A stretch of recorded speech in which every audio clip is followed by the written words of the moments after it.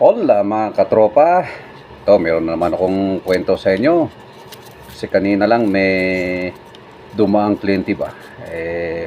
Ito yung mga klaseng tao na kung mamaari, yung gusto nilang mangyari, yun ang masusunod.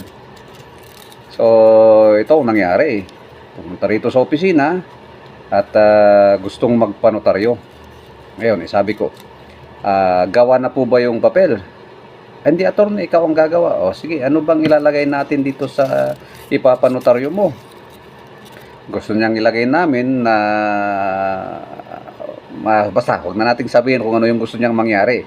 Pero ang sabi ko, naku sir, hindi po pwede yan.